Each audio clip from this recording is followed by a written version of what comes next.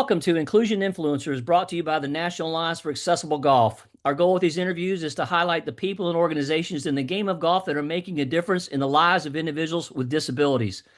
This includes golfers out there leading the way by showing others what is possible, organizations that dedicate resources and facilities to bring people into the game, and others that support, educate, inform, and perhaps inspire you to learn more and get yourself and others involved. Golf is truly a game for all abilities. Our March 2026 inclusion influencer is Max Togisala, a Utah resident who had a skiing accident in 2022 that changed the course of his life. At that time, Max was on track for a full scholarship to play golf at Central Wyoming College. Max is now studying professional sales at Weber State and has established himself as the top-ranked seeded golfer in the world. When it comes to influencing, Max has over 57,000 followers and growing on Instagram and continues to set the bar and show others what is possible in life through the game of golf and his playing ability. I've had the pleasure of meeting Max a few times, and beyond being a phenomenal golfer, he is just a really good guy. So I'm looking forward to talking a bit about his journey and what he sees for himself in the future. Max, welcome to the show. Thanks for having me. I'm glad to be here. Well, we appreciate it. You're out there in Utah, so I spent a little time there. And what's the temperature in Utah right now? Hey, today it was a good day. It was 55. So that's a heat wave out there right now, right? Well, let's start at the beginning. Tell me a little bit about what life was growing up in Utah. I think you're the youngest of four siblings. Yep. I know you ski, so you might be a skiing family, a golfing family, an all sports family. What's going on in the family, man? So I was born and raised in Utah, went to high school there, and obviously go to college there right now. Youngest of four kids. Growing up, we all did a lot of things together, and sports was the main thing. We grew up playing basically every sport that there was growing up. And then me and my brother definitely got into the golf side, and we wanted to focus on that during high school years. And then on the off season, during the wintertime, we'd go skiing as a family, and that was a good thing to get away from golf for a little bit and to just enjoy the outdoors in Utah. First time I went skiing, I was 26 years old in the Navy. I was in San Diego, and we actually went to Bryan Head, Utah. And I can tell you, it was enlightening. I actually migrated over to snowboarding a little bit quickly after that. I found that a little easier, quite honestly. Yeah. But you might be a skiing purist, so I will leave the snowboarding conversation out of that. That used to be a big fight back in the day. So I've seen some phenomenal videos of you skiing as well. I know you're skiing again now, and yep. So skiing season been so far? This year, it's been a slow winter. We haven't got too much snow, but it's still been good to go get out there. I just had my 4-year anniversary of when I broke my back. So I went skiing on that day with my family, and it was a ton of fun. Have you branched into any, are you branching into any competitive skiing again? Have you thought about that, or are you sticking with competitive golf right now? I thought about it, and I'm just going to stick with competitive golf. I think it would be cool with competitive skiing. It's pretty competitive and tough to get into, honestly. Absolutely. I believe it. But I tell you what, I've seen you going down the slopes. I have no chance of keeping up with that. It's not anywhere near. All right, so you've been playing golf for a long time. I know you're this old man now, but you started playing golf, I think, when you were around 3 years old. And yep. Did your dad get you started? How did you get in the game? My dad got me into the game at a young age. I was 3 years old, and I saw my brother playing. And so growing up, I was just competitive to beat him and my dad growing up. So I think that's where my competitive side in golf came from. But my dad got me into the game at a pretty young age. When did it click with you that this is something I'm actually pretty daggum good at, and I'm better at this than a lot of my friends, I guess is one way to say it, right? I don't know an exact age, but it was definitely during my junior years of when I was playing golf, because I was playing in tournaments and I was winning almost every summer when I was a junior. So I was like, oh, I like this, and I think I'm pretty dang good at it. So I just kept on going with it. We're going to certainly get into your injury here in a moment, but we're going to really talk about the aftermath of that and the great things that you're doing in the game and your outlook on life, which is just something to behold. So before the injury, you worked hard and obviously you earned the scholarship. Obviously it must not have been a good feeling for that to be taken away from you. But at that moment, when you earned that, how old were you when you realized that you were going to be able to go play college golf? And at that time, what was that sensation like, man? It was a crazy time. I was in high school when I got the opportunity to pursue college golf, when my coach came up to me during my freshman year, and he knew me based off of my brother, because he coached my brother in high school too. And he just knew my potential as a player, and he was like, I want to get you set for college, and I think this is the way about to go it. And going into my senior year, we were already basically secured with a college at Central Wyoming, and it was an unbelievable feeling. That was something that I worked on my entire life, basically. It really hit me when I was in junior high that I wanted to play college golf, and to finally reach it was a big moment for me. It's interesting, although that particular experience might have been taken away from you at that time. Yeah. To see what I don't know if I necessarily call it a golfing career right now, but certainly you're in school studying and stuff like that. But Yeah. you have made a really cool pivot into an amazing world of golf, and it seems to be going pretty well for you. And I Yeah. love watching you play. So let's take a little, just a brief trip back to that day in 2022. And you obviously spent 3 months in the hospital after your injury, thereabouts. But that day, what do you remember about that run and that first sensation, maybe at the bottom of the hill, or just how you felt? What was going Yeah. on in your brain as a young man at that time when this happened and you probably knew something was not right? I was 18 when my accident happened, and I remember the day really specifically. I remember waking up and what I had for breakfast, and the time we got at the resort. We got to the place at 10:30, and it was a new mountain, so I wasn't familiar with any of the runs. But my buddy, he was a guide, so he was showing us the way to go down, and he said that this is a pretty chill run. It's just good warm up run and stuff like that. So we were looking at the run, and it wasn't too bad. I'm a pretty avid skier, I would say, and I'm pretty I can go down pretty much any run on the mountain. And this was just a freak accident. It was a first run, first day. I just probably wasn't warmed up enough, and I wasn't on guard, I should say. And some bumps in ice that caught me by surprise caused me to crash, and that made me, the impact was pretty brutal to where it severed my spinal cord. And at first impact, I was instantly paralyzed from the waist down with no feeling or movement in the legs. It really didn't hit me that I wasn't going to be able to walk again until 5 hours later when they told me that my back was fractured and that I needed surgery right away. Right. And so when they told me that, I just was in tears. I was just heartbroken. I just thought about everything that I just did. I just signed to play college golf. I had a potential career path and a plan ahead of me ready to go. And unfortunately, just that ski accident took that away from me. And so a lot of emotions were going on that day. And so it was a tough time. I do. I appreciate you sharing that story because it's hard. I certainly can't imagine that situation. And I appreciate you sharing that because as you've openly talked about, and then we're going to get into some good stuff here in a second, but you've Yeah. openly talked about these feelings, these things that were taken away from you, and then that can result in depression and some of these things like Yeah. this. And any athlete, obviously you're an athlete, you're playing all these sports, you're going up and down these runs, you're young kids, we're all indestructible at that point, right? That's what it is. And I know your brother Malosi brought your golf clubs into the hospital to maybe kickstart you a little bit. I'm not sure at what point in your recovery he did that.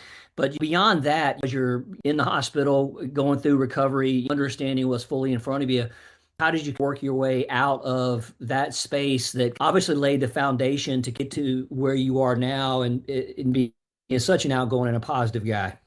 My time in the hospital was, I honestly say it was a better time for me because I was super motivated to learn my new body and learn how to live life in a wheelchair and stuff like that. And I was super motivated to actually get back onto the golf course pretty early on too, because I saw things on the internet of people in wheelchairs playing golf again, and I thought that was amazing.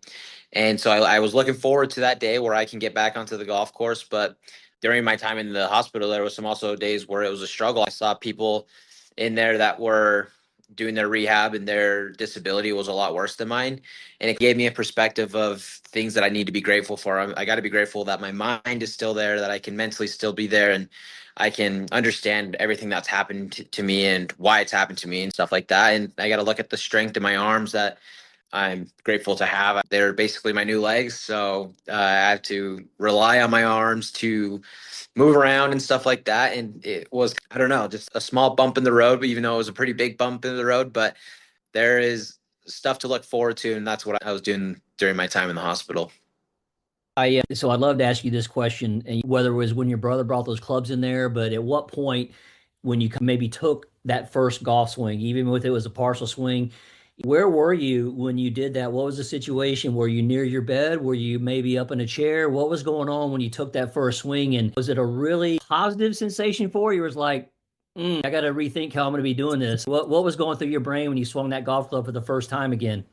My first time I swung the club again, I was still in the hospital. I was probably a month after my accident because there was snow on the ground outside and stuff because it was during the winter time. But we found a small patch of grass out inside. the front of the hospital, and me and my dad were just out there with a little lob wedge, just chipping back and forth to each other. And I remember the feeling of just compressing the ball pretty well and having that feeling of making a good contact with the golf club, even if it was a little chip shot. And it was just a one arm swing, and I'm lefty, but I'm right handed. So I was able to just swing with one hand. And that feeling was something that I can't describe because it's just an amazing feeling that I like a lot. And that's what brings me back to playing the game and stuff like that. So it was definitely a positive to look at and to look forward to. And so I was happy just to be out there with my dad and brother, chipping back and forth too. Honestly, it was fun. Once the snow melted, I understand your dad possibly got you to the putting green pretty quick. And I Yeah. gotta, it's always good to sink a putt, man. But I gotta say, it must have felt pretty good to sink a putter and to see the ball go into the hole. It was an amazing feeling. When I got home from the hospital, it was April 7th. And I told my mom the next day I want to go to the golf course to chip around the putting green. And so I went the next day and I was just chipping around the putting green. And we had these little junior clubs. And I remember I chipped in 3 shots that day and I just felt amazing, honestly. Putting the rest, you're basically at that point, we're putting the rest of the world on alert to stand by for who's Yeah. about to show up to some of these golf tournaments around the world. That's very cool. So that's basically almost 4 months after your injury, just inside 4 months where you're starting to play a little golf again, which is Yep. quite strong, quite good.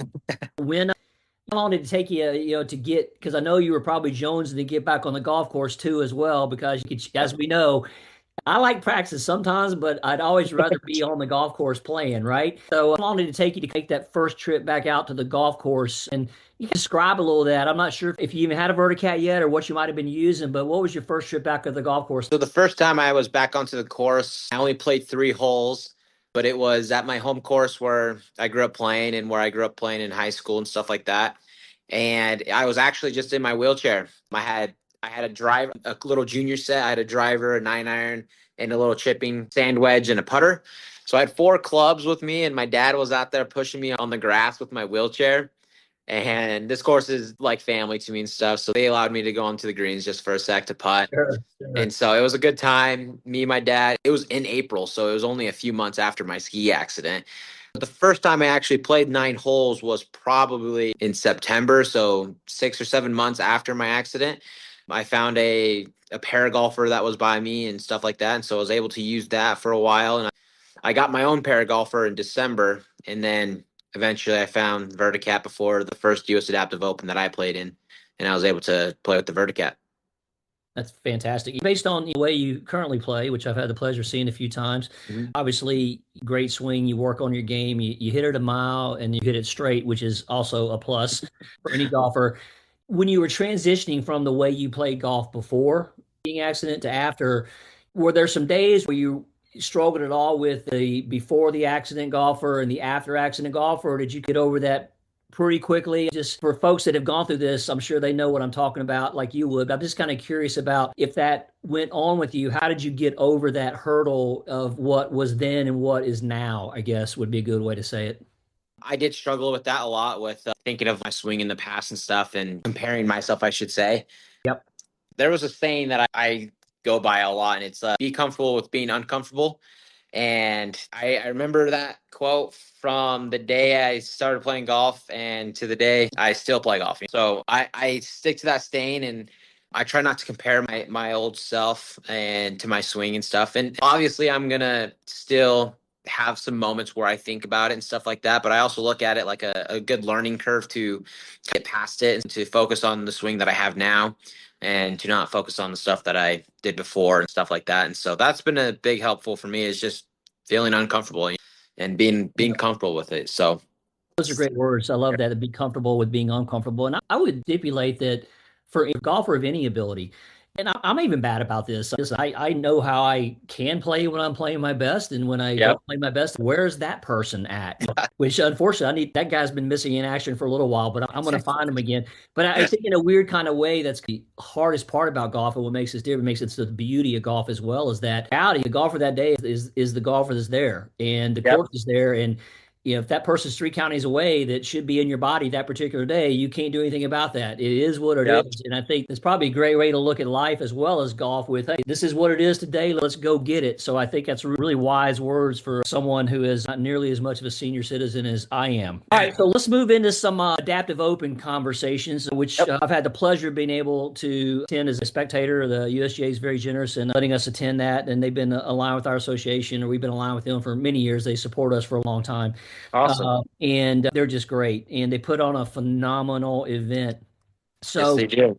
obviously the first one was in 2022, a few months after your injury, so you didn't get to play with that one. But did you get wind of that one while you were in the hospital or after the hospital, that this is something that may be a mark on the wall? Did it instantly become a mark on the wall for you, or how did that translate for you when you started hearing about that? I watched it on TV after my time in the hospital.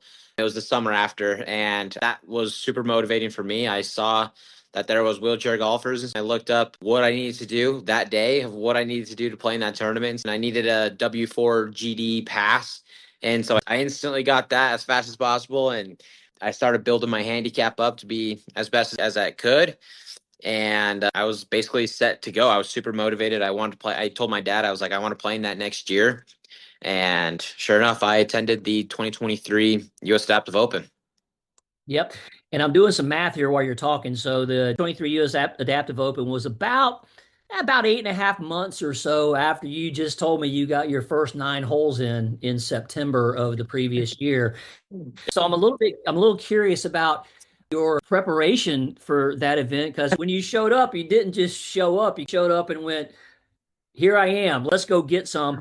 So, I guess not so much how many rounds you got in, but that's an interesting number. But how many Yeah, legitimate competition rounds did you get in before you showed up to the United States Adaptive Open? I had two competitive tournaments before that Open, and they were terrible performances, honestly, because it was like I had zero preparation for them because they were right after the winter season. And so, not much. I didn't during the wintertime here. I can't play golf outside. So, Right. I didn't have much experience with the paragolfer at that time. And I had those two competitive tournaments. And I remember the week before the Open, I had a really good round. I shot a 67 actually. And I was like, I am ready to go. I'm fired up. But I also, at that time, I was playing with the paragolfer for, I don't know, those amount of months. And then Verticat started their company. And I flew out to Verticat to their facility and checked out the Verticat. And Anthony was there with Jeff and Tim and Robbie Nicholson. They're amazing people and stuff like Yeah. that. Met up with them. They showed me the Verticat. I played 18 holes with it. I was basically the test dummy of it. I actually broke it the first time I played with it. That's because And you swing. That's what because you swing so fast and hard, man. that, or I just had too many hot dogs that day or Right, something. right. But so I was basically the test dummy for the Verticat, and this was maybe a month before the Open. So I played 18 holes with it. I played on the range and stuff like that, and then I flew back home and they told me, "Hey, we want you to play with the Verticat if possible." And I was like, "Well, I've been practicing with the Paragolfer for this many months, and I guess let's give it a try." I was very hesitant to the Verticat at the beginning, but we got it done. So we had a month to prepare for the Open with the Verticat, so it was a good time. For your competition rounds, what kind of events were they? Were they adaptive events, or were they just golf tournaments you were able to get in and play in? They were adaptive tournaments. So I Okay. played in Tucson, Arizona for the Conquers Paragolfer tournament, and then at for the Torrey Pines Adaptive Championship tournament. Excellent. Now, as far as non-adaptive events, I'm sure you've got your eye if you haven't already played in some of those too, Hmm. because skill set, and as the golf community starts understanding some of the Rule 25 stuff and some of the senior Yep. golfer rules and things like that, and also just driving distances and stuff like that. I'm hoping that window is opening for you now or becomes open, because I know that there's some club championships and some tournaments out there waiting to have your name on them, I'm sure, aren't there? Yep. So last year I started playing in amateur tournaments. I tried qualifying for a state am. I played in some amateur tournaments along the year, and I'm going to one actually next month for a winter champs. So it's just an amateur tournament, and that's in St. George. So it's been fun. The Rule 25 has been great. They've been really accommodating to me and my golf cart, and allowing me to move the ball the 6 inches to take a practice Yep. swing and stuff like that. And then the bunkers and basically all of the rules. It's amazing. So You hit the ball very solidly. I know the USGA and impairment categories gets into different tee boxes and driving distance for different categories of players. Are these tournaments observing that a little bit, or sometimes it's a little bit of both? Or what are they? What are your playing distances like at some of those events? I play from the whatever they have at the tees. Really, I don't adjust to the adaptive tee markers just because it's totally different in an amateur tournament versus the U.S. Adaptive Open because I'm the only one really out there with a disability and stuff like that. So it's kind of tough to accommodate just to one person, I feel like. And if the rules was gonna put that to the rules of where the tee markers would be and how far it is, I think Yeah. it would be great, but I don't think that'll happen really anytime soon. Just because I don't know, that's a tough rule to adjust, I think, for everyone. It's one of those things that I'm like you. I think it has more to do, I think, with the tournament organizers just getting better informed and better informed as this thing goes. Because obviously, you're a great player. You throw down some really good numbers, and Yep. there's nothing short about a 5,000-yard course or 5,500-yard long course if you're playing from a seated position. Relatively speaking, it's the same. So I do believe over time, especially as the allied golf associations, the state golf associations that are running these events now see this potential crossover that because just like as a PGA member, I've played in some EJ Club Pro type events. Now I don't make any money doing it because I'm a paperwork kind of guy. They use different tee boxes for age and gender and things like that, and it's one tournament. So I think it's on the front edge of moving in directions that are going to be ultimately positive. And I mean, it's folks like you that are, helping awaken these tournament organizers and folks that listen, this is complicated, people. This is not complicated. There's a lot of science out there. There's a lot of data that the USGA's put together on this stuff. So I love the fact that you are in that space as well, because really that's what it's all about. Our organization is all about accessibility and inclusion. It's all about playing golf. So, I mean, I would suspect that some of my funnest rounds are just with friends of mine. They're not in a competition. I like competitions. They're fun too, but the social aspect of the game and being with buddies, families, and friends, I think has almost infinitely more value in the long run than that short-term kind of feelings. But I got to throw out some numbers here. Just so you're three-time defending champion now, 23, 2024, 2025. So good news is you are the person to beat now for sure. And I love your scores. You've progressively gone from 17th overall to 16th overall to 6th overall in 2025. Maybe some nerves in year one, some scores a little bit, but you can book you into 70 with a couple of 80s on the outside. But it was shot across the bow when you rolled. I remember being that year, and you could hear the buzz of the fact that you had popped a 70 out there.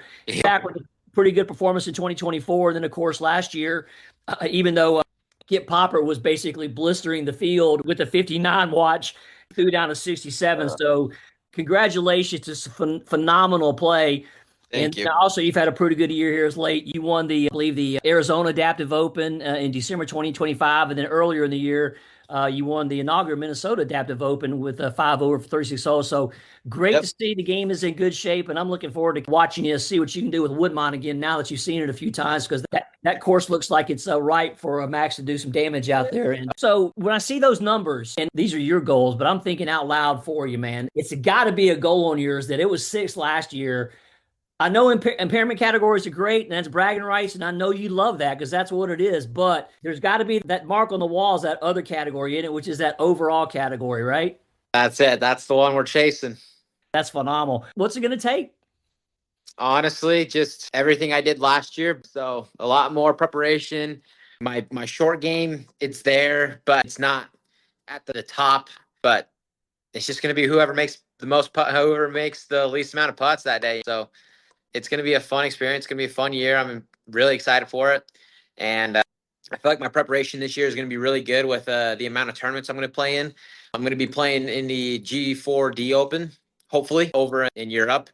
So that should be a ton of fun. And there's tournaments every month before July. So I'm looking forward to it. Well, you're right. Really, you were kind of in the pack there with the other folks there in this last year's event. Kip just played phenomenally. That's just good golf. And sometimes that happens. But I'm sure played in more competitions than I have. Any day's different out there. You just never know in golf on who's going to have it and who's going to not have it, and who's going to have it more than somebody else that has it that day. So wish you a lot of success there. And just briefly, one more thing on tournaments. It's as a competitor, you're on the other side of the ropes, and the adaptive open is getting more and more popular, as it should. I see a lot of camaraderie and esprit de corps between the competitors. Even though you do want to beat each other, I still see a lot of that going on. And you don't necessarily see that in a lot of other types of competitions, high level tour events for sure. And there's a lot of amazing volunteers out here that make that happen. And you've said the people make the tournament special. So you care to elaborate on that a little bit on why these events are so important to you personally, and maybe even why the adaptive golf community? Going to these tournaments and seeing these people that I see maybe once every 6 months and seeing that they're still playing golf and they're still putting up amazing scores is inspiring to me. And once you hear their stories and stuff, it really just motivates you to just keep going and to just enjoy the game that we're playing today. And I remember my first tournament, it was at Arizona. And I remember talking to all the people there and hearing their stories. It was a different vibe to what it was before my accident, where tournaments, it's very competitive. People are just like stone cold, just going out to play the best golf that they possibly can and not have too many building friendships. And when I'm going to these tournaments, these people are just there to have fun, enjoy the time with the people that they're with, and to just build relationships. And that's what I love about these tournaments is I'm going there to build lifelong relationships with these people and to play some really fun golf with them. Tell you, and you're getting some access to some top-notch golf courses too. So that's the nice little benefit of being on the circuit you're on with the skill set that you have. So let's get into some discussions about seed golf for folks that may not be as informed as you certainly are, and in my line of work. So you touched on the injury, the spinal cord injury, and I even saw a photo with you where you're on a walker with your leg supported. So it looks like you've got some abilities to move around a little bit differently here and there, and that's Yeah. awesome. And you mentioned Verticat, and Jeff and his brother Tim Nicholson are phenomenal. They created that vehicle, and it is a great vehicle. And there's Solar Rider is great for some people, but I want to talk Yeah. about that because they're the primary two vehicles out there. There's some other versions of old pair golfers, paramobiles, paramotions, whatever you want to call them. They're out there, and they're as long as the wheelbases are good and stuff like that. That's a good thing. But what it's my understanding, and I think I'd like you to speak to it with your perspective if you can. What I think a lot of golf course operators don't understand when they're considering getting one of these vehicles for their property, which is great. A lot of them are moving in the right direction. We got to keep the pedal down to get them to get more out there to share the asset if they need to, whatever they've got to do. And that's what we work on with a lot of other organizations like Larry Solano with the Seated Golfer Association, USAGA, are keeping the pedal down that all the time. But the fact of the matter is that every SCI is not the same. Yes. Whether someone is waist down, chest down, wherever the injury occurred, they might have different ability to feel different things around their body. They might have a different way to use their legs to prop up, even if they can't feel them. So I think it's important to talk about that the functionality is not the same just because you see a golfer in a wheelchair from one golfer to the next or in a Verticat or a Solar Rider. So is it stability? Is it core strength, injury level? What makes these vehicles so unique to each person that they've got to really try them out? They need to go try them out to find out which one's the best one for them, quite honestly. But what are your thoughts on that as far as your personal experience and how you'd advise people that may find themselves in a similar situation? Yeah. So I love that there's different versions of mobility device for people that are in wheelchairs or struggle walkers that need a device to play golf. And for me, I have no movement or feeling in my legs. So unfortunately, the Solo Rider was not great for me. I tried that one out for a while, and it just wasn't good for me because for that one, you need to be able to stand up just a little bit or to use your legs just a little bit, just so you can stand up more into a golfing position. The Soul Rider is great for a person like Larry Solano and Justin Miller, that they have a little bit of movement and more, they're able to stand up a little bit. And it's a great machine for them. And the Verticat and the Paragolfer, Paramotion, those are all very similar to the same machine. And those are great for people that they have no mobility in their legs. They can't stand up and stuff like that. So they have a knee strap to be able to stand you all the way up and to be able to swing the golf club. And it's all preference, even if you can stand or not. It's all whatever you feel comfortable. That's the golf swing. You want to be comfortable with whatever you're doing. So whatever equipment you have that's going to make you feel comfortable, I would go with that one. If you can stand and you like to use the Paragolfer, use the Verticat. but it is going to be based off of, I would say, your disability and the level of injury you have. So I'm a T12 complete injury. So I have a lot of my core. So I'm able to swing with both of my arms, and I have a lot of my core to rotate a little bit into the swing to get some rotation in the swing. But there's also people with higher breaks. Let's see, like Jimmy Morsiri or something like that. He is a little bit higher of a break, and he's a phenomenal golfer. He uses the para golfer, and he's also able to swing with two hands. And then there's Ben Hewlin. He's also from Utah. He is a really high break. He is basically from his chest down with no movement. He doesn't have any core, so he has to swing with one arm. And I know he uses the para golfer mainly. And so he's able to play golf with one arm and very successfully. Me and him play a lot of rounds. Nice. I love Ben. He got me back into the golf basically was the person with the para golfer in Utah that I used. That's awesome. I think too, players that before a lot of what players end up using, I think too, in the beginning is learn on what's around them, and lack of these assets in certain areas might mean the only thing they see might be vehicle A or vehicle B or whatever the vehicle is. And so Yep. these individuals that maybe that in most cases are completely paralyzed or immobile from below the waist, it's not like they can stand, but they've learned, and they learn to hit from a not fully elevated position, more of a Yeah. seated position, not completely seated, but partially seated, just like Dennis Walters has done it for so many years. And Yes. that's the way they're comfortable with it. And if they're comfortable with it, that is the way it is. Yep. You can't force a chair on somebody that doesn't fit them or they don't want. And so that was a great explanation. I appreciate you sharing that with me, because Yeah. it's, when we talk with organizations about what type of vehicle to buy, we say, look, just know that getting one is better than none. If you can get a couple different kinds, if you can figure out a way to get a couple and share them between properties, that way when people are passing through town, you've got more than one option. It's a good thing that will help your community out. And so Yep. hopefully more and more people will start thinking about that, because vehicles are specifically to be on teeing grounds and putting greens, as we know. And obviously, adaptive golf organizers work really hard to have those at the event so folks don't have to travel with them, because that's obviously a logistics requirement that people just do not understand. You can't go everywhere with a trailer. That's just the reality of it.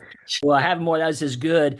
So your travels, you're usually playing in a lot of events, so you usually know that the vehicles are going to be there. But what do you usually have to do to facilitate this at any golf course if it's out of your local area, if it's not your home course, like you said, if you're not at a tournament?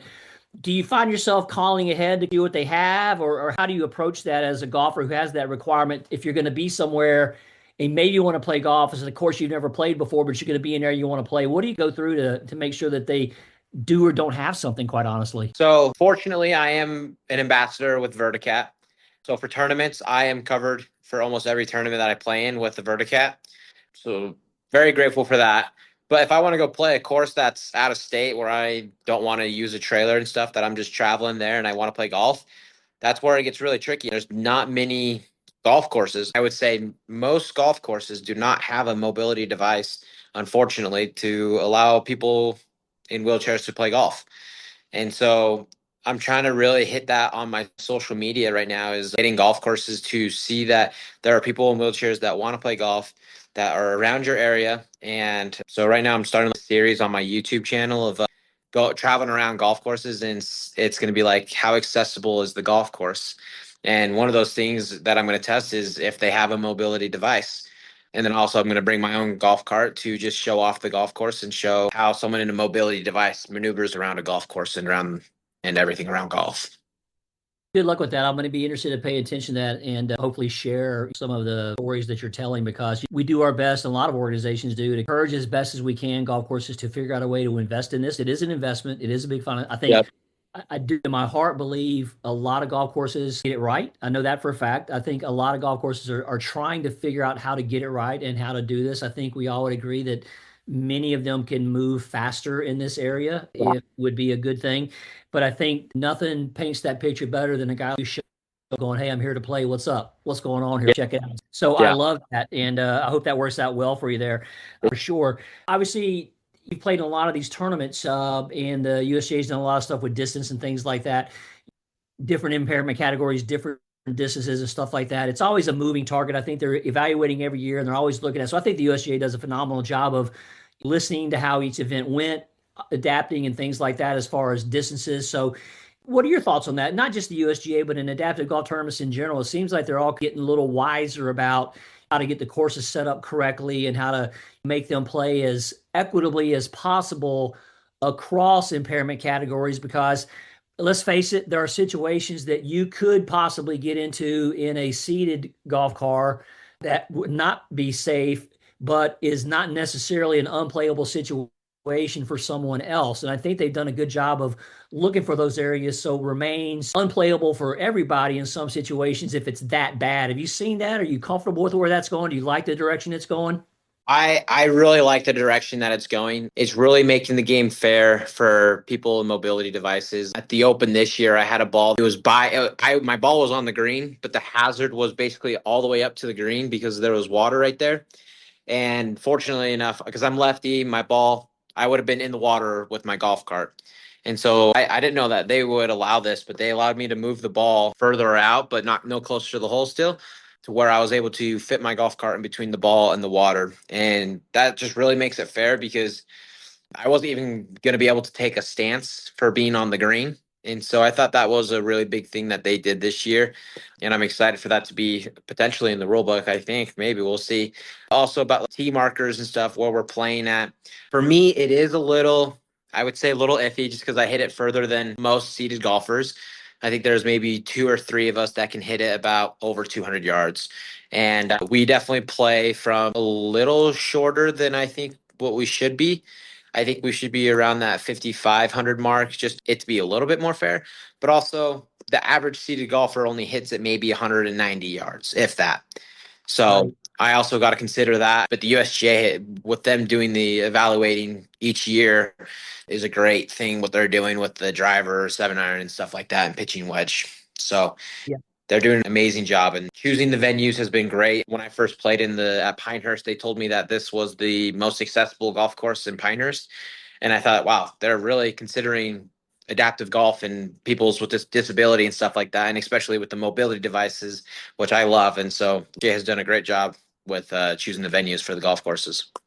That's a really interesting take, and I appreciate you bringing that up because in my sphere of awareness, I guess I'd call that whatever that is, impairment categories are a big discussion at different events because different organizers do them different ways, different categories, and there's obviously way working to streamline that for some reasons, predominantly to get them streamlined for Olympic sort of stuff as we work down that road. But if you look at EDGA, you look at the United States, there's still some differences, and we're not in that space. There's a lot of organizations that talk about that, but I loved your take on the fact that even within an impairment category, obviously you're a very talented player and you're a strong kid and you hit it further than the other people in your category. Now you back that up with great iron play and obviously you can't shoot 67s without a good short game. So glad to see you're still working on that. I'm not sure the field's more concerned that you're still working on your short game or whatever. But to your point, there's even within an impairment category, it's just not a perfect situation for people that are in the same T's and impairment categories sometimes, but it's very difficult with the range of impairments in an adaptive golf event